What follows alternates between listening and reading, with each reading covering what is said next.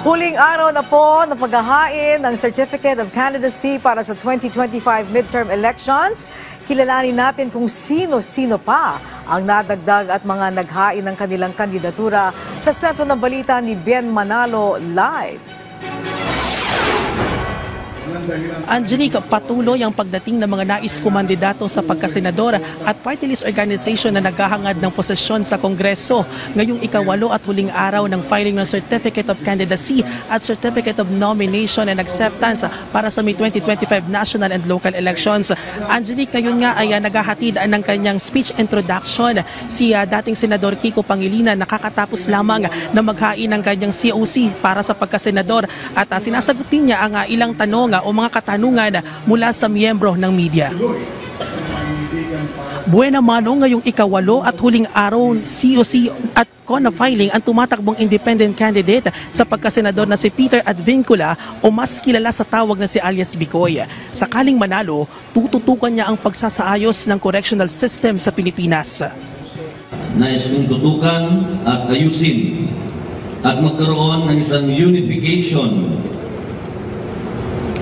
sa correction system ng ating bansa. Pagsugpo naman sa korupsyon at pagpapalakas pa ng mga serbisyong mangangalaga sa mga OFW ang itutulak ng ex-OFW na si Jovelyn Aceron sakaling mahalal sa Senado. I choose the platforms for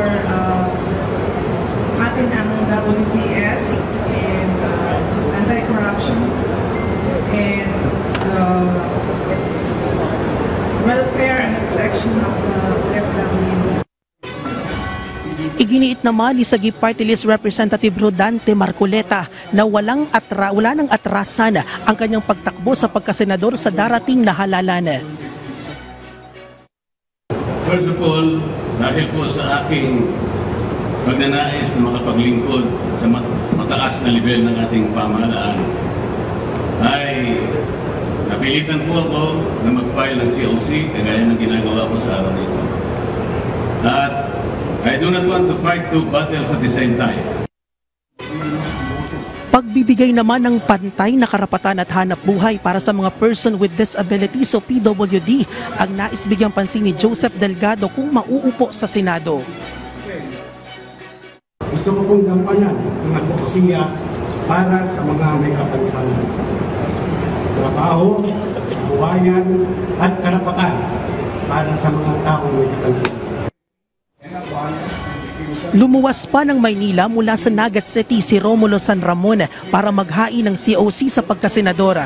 Sakaling manalo, isusulong niya ang mga programa na magpapalakas sa education system ng Pilipinas.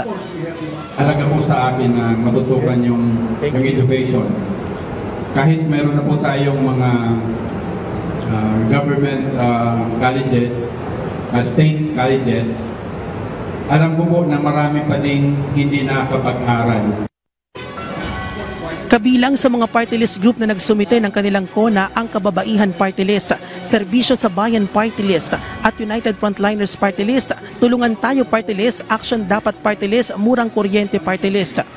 Angelique, sa kakapasok lamang na balita ay kinumpirma na ng COMELEC na naghahain na ng kanyang COC sa pagkasenador si KOJC Leader Pastor Apollo Kibuloy sa ilalim yan ng Peace and Workers Party at inaalam pa natin kung papaano ang naging proseso ng kanyang paghahain ng kandidatura. Angelique, may ugong-ugong din na magtatakbo o maghahain ng kanyang COC naman sa pagkasenador ang TV host na si Willie Revillame. Angelique, sa ngayon ay patuloy ang pagtanggap ng COMELEC ng mga naghahain ng kandidatura at bukas ang Tent City hanggang alas 5 ng hapon. At yan pinakuling update dito sa Tent City. Balik sa iyo, Angelique.